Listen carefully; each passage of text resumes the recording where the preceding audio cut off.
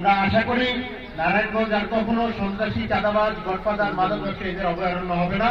নারায়ণগঞ্জ ইনশাআল্লাহ একটা সুন্দর, সমৃদ্ধ, নিরাপদ শহর পরিণত হবে, যে শহরে একজন চাকরিজীবীও নিরাপদ থাকবে, একজন নারীও নিরাপদ থাকবে, একজন ব্যবসায়ীও নিরাপদ থাকবে। প্রত্যেকটা নাগরিক তার নাগরিক সুবিধা নিয়ে নিরাপদে এই এলাকায় বসবাস করতে হবে ইনশাআল্লাহ। এই এলাকার জনপ্রতিনিধিদের নামে আবার কেউ যদি গায়ের জোর, সন্ত্রাস, চাঁদাবাজি, রাজনীতি এখানে প্রতিষ্ঠিত করতে চায়, নারায়ণগঞ্জবাসী ইনশাআল্লাহ ঘৃণা করে তাদেরকে প্রত্যাখ্যান করবে এবং 12ই ফেব্রুয়ারি ইনশাআল্লাহ তাদেরকে প্রতিহত করবে।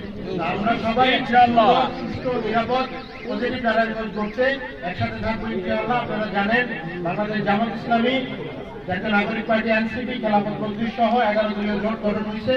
সেই জোটের পক্ষ থেকে 300 আসনে যেখানে যে প্রার্থী আছে আমরা সবাইকে ঐক্যবদ্ধভাবে বিজয়ী করার চেষ্টা করব, যাতে বাংলাদেশে একটি সৎ, সুন্দর নেতৃত্ব, পজিটিভ নেতৃত্ব প্রতিষ্ঠিত হয়, সরকার গঠন হয় এবং বাংলাদেশ একটা সঠিক ধারায় পরিচালিত হয়।